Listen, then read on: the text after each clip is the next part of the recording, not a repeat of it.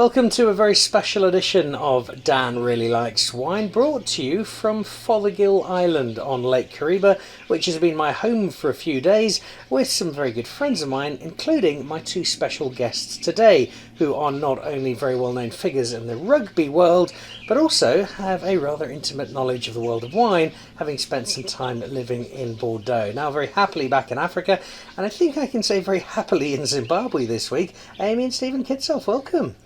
Thanks, Dan. Yeah, no, it's been such a special week, and a big thank you to you for reaching out and inviting us. I mean, it's been eye-opening just to see how beautiful Africa is, and stepping just outside the borders of South Africa, and we're truly grateful to be here, and yeah, special. Aimee, it's the first time you've been in Zimbabwe, isn't it? First time in Zim, and I am absolutely blown away. It's been magical. Absolutely incredible. I think you guys have the advantage. We'll talk a lot about Bordeaux, but you've travelled all over the world, living in different parts of the world, playing rugby, watching rugby in different parts of the world. How much more of an appreciation for Africa has that travel given you? A lot. You see how beautiful and how different Africa is from all the rest of the world that has been so commercialized, and this being so untouched and gorgeous. It's mind-blowing. You know, there's a serenity to it all, and it has been accompanied by some rather good wine. And as we're sitting on a wine show, appropriate to start with a glass. I've opened some Chardonnay, some Limestone Hill, and I think it's one that you'll particularly like, Aimee, because it's an unwooded Chardonnay, so it's not smashed with a plank, as a lot of Chardonnay can be. So cheers, guys. Cheers. Lovely to have you at Fothergill. Cheers. And trying some wine which is a passion for all three of us, and we've enjoyed drinking it. What sort of wine history is there, Aimee? Were you part of a family in the Karoo that drank wine growing up? My mom grew up in Paarl, so I think she grew up with a household that was exposed her to wine, and she definitely exposed us to it. But not too much in the Karoo. I must say, I think my love for wine is once I went to high school in Paarl that it picked up there a little bit more. At the end of high school, at the end of not high school. at the beginning. Well, the Paarl schools actually include a little bit of wine tasting. Obviously, the appropriate amount for most of the schools there to educate you just a little bit about the wine culture, which was always incredible. We're facing a bit of competition, the bird life behind us. It's such a vital part of the world, this. There is just so much energy to it, but it pairs rather nicely with the Chardonnay.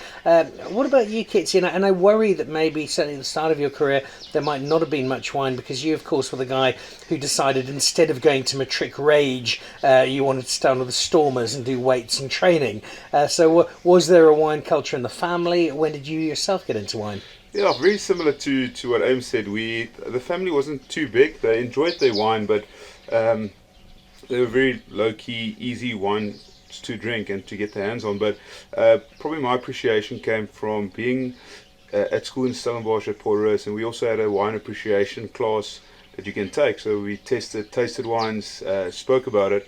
But then my true love for wine actually came when we traveled the world and actually went to Bordeaux, and then really started appreciating how important wine is, and how good it can be in a glass.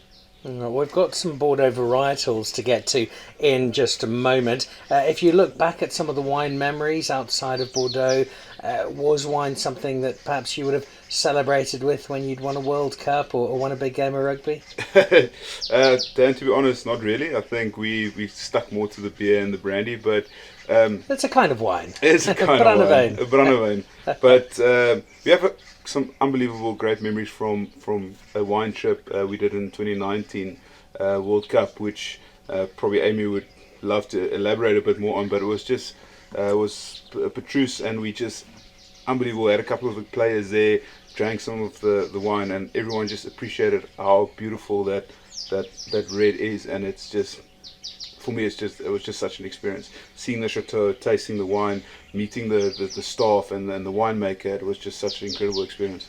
You're now got me properly envious, because I do this for a living. I haven't been to Chateau Petrus. That's a pretty special place, Aimee. It's a very, very special place. We were very fortunate to get invited. That week we played in Bordeaux against Romania. There's a South African winemaker on the team at Petrus at the moment, and he reached out and we took a couple of players, and it was phenomenal. We originally only opened 2 bottles, but everybody got a bit excited and they opened 2 more.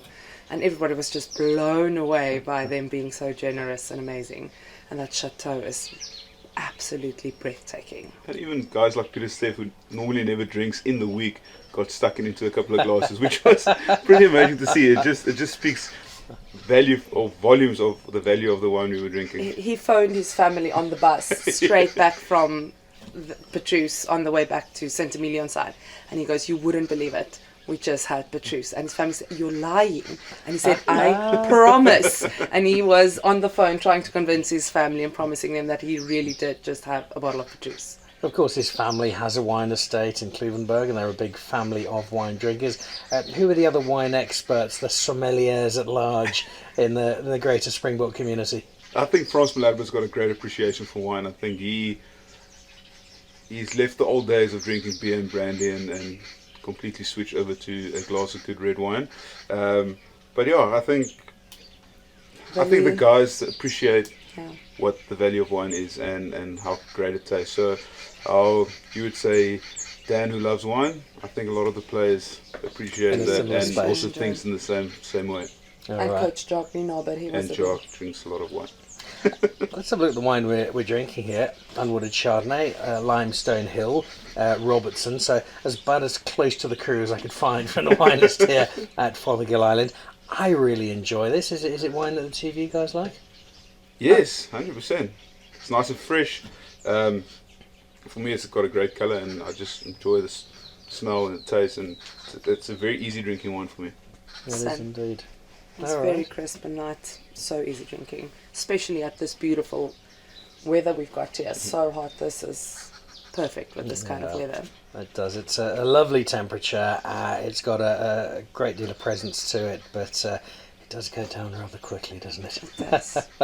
Well, let's have a look at the other wines. And I gave you guys the wine list here at Fothergill to have a look at, and you've each chosen a wine. In your case, Aimee, it's the first of the two reds that we have here, and it leads us rather nicely into Bordeaux, because this is Merlot, Merlot being the grape we know of the right bank, and Saint-Emilion and that part of Bordeaux is a place you know quite well. We do. We were very fortunate that a lot of winemakers were supporters of Bordeaux's rugby club, and at the time when we got there, the only ones that could speak English to us. So they were very kind and inviting us to all these incredible wine farms to visit on the weekends that we weren't playing rugby. You got to go to Bordeaux because of rugby. Stephen, a big part of me hopes desperately that you had offers 3, 4, 5 times more valuable from Japan or from Leicester or from one of the big clubs in London, and you said, no, I know Dan would want me to go to Bordeaux and I want to drink great wine. Was there at least a sliver of persuasion in your choice of club that Bordeaux is home to such amazing wine? It wasn't just based on the wine. Like, I think the wine was amazing, but for us, Bordeaux at that stage became the greatest city. Best city in the world, and I think it's due to absolutely the great wine, but also the people, the town itself, the food, the experiences. I mean, Saint-Emilion being like 45 minutes away from Bordeaux city. So that was a big pulling factor for me to go there, and got an opportunity to go. But ultimately, the reason I came back was to represent my country, play for South Africa, and we had big arguments about coming back, because we would have loved to stay there another couple of seasons, but it was the path that I chose when I come represent my country and play for the Stormers again. It's the appeal, Aimee, that not everybody will know, because they think, well, Bordeaux, that's loads of vineyards and lots of wine, but Bordeaux, the city, is so beautiful. It's probably my favorite city. It is absolutely stunning. The people there, because it's based on wine and entertainment and great food, the people are so welcoming and kind that I've made friends for life that I still go and visit. So it's much more than just the wine. Love of Bordeaux, the city, but love of Bordeaux too, and the right bank, as we've said. Give us one or two of the wine experiences in and around Saint-Emilion on that right bank, home of great Merlot, as we're drinking here from Thelema, that you remember with great fondness. Sure, there were so many. The ones that stand out to me is probably for the wine and the experience at the chateau was Chateau Angelus, which was absolutely incredible with their gold bells on the roof that plays anthems by the touch of a button. That was very, very special. And that view from Chateau de la Riviera, I hope I said that right and didn't butcher it too much. But the view from up there and their wine was an incredible experience. So I must say, I think those two. Yeah. Cheval Blanc and was Cheval Blanc was a modern style chateau built in the old Bordeaux area, and it was just such a difference. Unique. But it was so cool to visit and try the wine and see the history. So it was pretty great. It is one of the joys of playing professional sport. Yes, you are going over to play rugby, but you have the days off, you have the occasional free weekend. The chance of building the life experience and not just the rugby experience is immense. I think a major thing for us moving to Bordeaux was just the life experience. I mean, moving to a new city, getting away from our parents. They'll love to hear that. Yeah, no, but we've told them straight up. You had to learn so quickly. There wasn't phoning mom and dad when there was a problem. Yeah, so you had to rely on strangers, which was incredible and makes you grow. So we grew up very quickly. Yeah. So even like experience great wine and a great city, it was a great learning curve for us, and it gave us a lot of experience in life because you're out of your comfort zone, and are you playing in a foreign country with guys you've never met before. You're trying to make new friends, building new relationships, but also at the same time living in a great city with great wine, great food, amazing people. So I think in those 2 years, it was the most I grew in my professional career as a rugby player, because you went from being spoon-fed and close to home with the Stormers 5 years prior, or 5 years leading up, and then into a brand new city. I mean, some of that rubbed off on you guys today. Will there be, on a Tuesday evening over some pasta at home, a couple of glasses of wine? Because in France you would have a glass or two of wine with every meal. Definitely. I think we have got a lovely little wine collection at home that we appreciate so much. And it's definitely, it stuck. We used to never drink wine, or at dinners rather order cocktails or something like that, but we've really found a love for it because of Bordeaux and the experiences we gained from it. So more and more we drink, as you said, a glass of red wine with a nice bowl of pasta. It's absolutely amazing.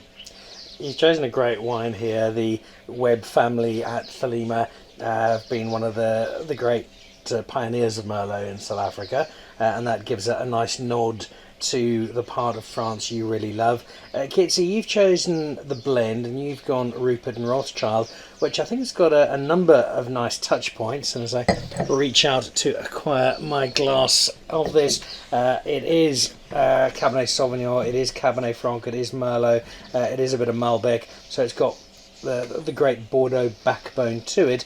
But it is also from a label owned by somebody who's both a great friend to South African rugby and a great champion supporter of the Springboks. 100%. I think just on the wine itself, we both love Rupert and Rothschild so much as a staple in what we would order or buy for ourselves. But as you said, Wimiwan is such a legend when it comes to South African rugby, and such a big supporter of the group, and I think his input as it comes to South African rugby, especially the Bulls, has been massive, and I've just trying to transform the entire industry from a very amateur status to trying to get the guys a bit more professional. So yeah, big respect, and I must say I really enjoy. Without trying to get too technical or above ourselves, what is it, Stephen, about this wine that strikes a chord with you? I think just on the nose, it's absolutely amazing, and the smoothness and taste profile, it's something I enjoy, and it might be because of the label that it just, and as you know, Dan, I don't know so much about wine, but it's just something about the label and the name and the fluid in the glass that I really enjoy. I don't know how to explain it. I think it just reminds us when we can't get our hands on some actual Bordeaux wine, that this is very close to it and brings back a lot of good memories. Would there be, if I came around to the 8-floor penthouse apartment that the Kitshoffs have in Cape Town and was to have a look through the cellar, is there some French wine that you brought back or you've acquired since you've been back? most of those chateaus I just mentioned, there should be a bottle of Yeah. back home for safekeeping for the future, but for very, very special occasions. Very special occasions, 100%. We've got 3 lovely wines here from what's been a really nice wine list, and they've evoked some terrific memories. As you look back on the rugby career, you've got 2 World Cup wins, but beyond that, you've got this remarkable journey that you've had in rugby. It has now come to an end on the field, and there's a tear or two to be shed from those of us who are fans, but we're also delighted for everything you've done for rugby, and I think I'm delighted because I now see the 2 of you getting to live life beyond rugby and explore and see a bit of the world. So is there some wine travel, some wine tourism? Are there some destinations where you'd like to go and live it up, see some of the world, and ensure that a few nice glasses of wine are part of those journeys? Probably Aimee's the travel agent in the relationship, but I mean, the annual trip to France is always on the cards. We really enjoy visiting our mates out in Bordeaux, and we've got some friends living in La Teste, which is about an hour's drive just outside of Bordeaux. But for us, it's wherever we travel, it's trying to enjoy the experience that country has to offer, or the culture. As we spoke a bit yesterday about it, Dan, it's just, yes, there's a lot of places we've been, but as a rugby player, I've never really had the opportunity to experience it as much as I can. But now that there's the opportunity to go experience it, drink some wine, have some great food, and not worry about what the scale's going to say on Monday, it becomes a different appreciation for a holiday or a trip or something that we can, as a couple, experience together. And the destination range, Aimee, as travel agent in chief in the family, now no longer has to tag onto the back of a test match in Auckland or a series in Sydney. Yeah, now it would be to go and try the white wines in New Zealand, a little bit of the Argentinian reds, and make my way back to the south of France to go on a proper rosé hunt for the favourites. Rugby has given you both so much, because Steven will be the first to say that his success is in no small part due to the support that he's had from you. Rugby in turn, amongst the things it's given both of you, is the chance to see the world, but also the chance to discover wine. I think that's a really great bonus to have come out of this wonderful career. A wonderful bonus. 100%. No, it's such a bonus, and I think just for us as we're getting older, we try and experience more things in life, and before we decide on having kids or the businesses take too much of our time, we would love to experience a bit more what life has to offer, and it would be great if there's always wine included in those conversations or those memories. Well, I know one of the upcoming trips is a country you've already got a bit of a taste for, and that is my second home of Greece, and the wine of Greece is something extraordinary to visit.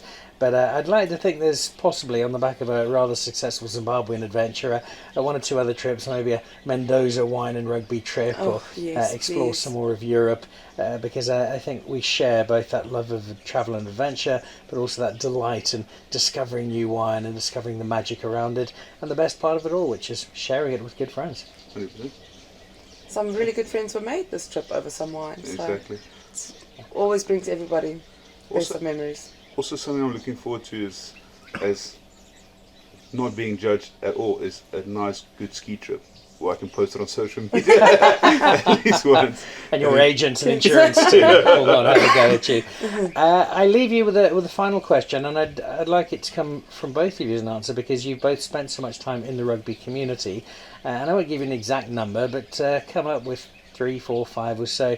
If they're people from the rugby world, and it might be a fellow front row forward, it might be one of the wives or girlfriends you've struck up a great rapport with, a great friendship with, who are some of the guys who would be absolutely fabulous to sit down for a great night of terrific wine with, knowing that they'll love and appreciate the wine, there'll be great stories and camaraderie, and you'll come away from that night with some wonderful memories? Name drop.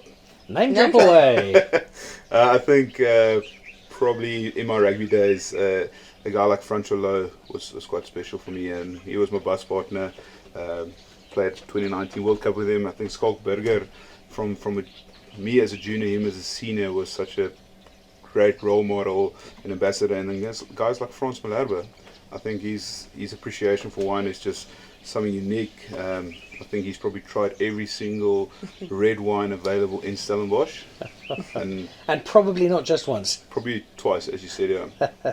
And then probably a guy who doesn't drink much wine but would love to have him around the table is Malcolm Marks and my other front row partner Vincent Koch. I think between the three of us, and you can add the little Jack Russell Fuff in there as well, but we've got some great memories together. If it's not drinking, it is playing golf or just spending good time together. That sounds like a dangerous night shaping up, but one I would definitely be up for. Who are we adding to that table, Aimee? Malcolm's Mrs. Kirsten Marks has a deep appreciation for wine. The both of us have a very special connection about going into a store and trying to impress each other with a nice bottle of wine. That's a special friendship we have in there. I would go with Vincent Koch as well. The chats on Vincent and the stories he tells are phenomenal. So I'd love to sit with him around that table when we drink the wine for sure.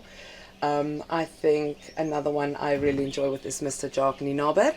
Him and Elmarie, both of them, have a great love for wine and good stories to share all the time. I think, yeah, those are the ones I'd add. I think it's going to end up being a lekker party. Yes, that sounds like a great party. It sounds like we should be taking over Fothergill Island for the week, making sure the wine list is up to scratch. That sounds terrific. I look forward to that dinner party when it does happen.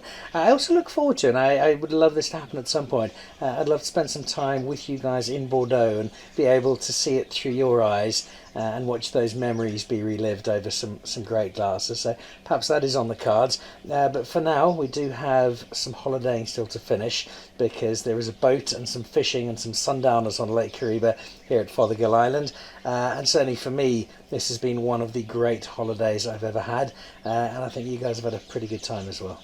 It's been unbelievable. Thank you so much. And I mean, Fothergill and Kariba, it's been such a treat and such a blessing. So thank you very much. All right, well, cheers, guys. Cheers. Here's to many more adventures, many more glasses of wine. It's been a very special week here at Fothergill, and to take in one of the most serene and one of the most unspoilt parts of Africa. We've been looked after tremendously. The staff have been amazing. It is proper luxury in the bush, but that cherry on the top for somebody like me is being able to enjoy fabulous wine and doing so with fabulous people. Cheers.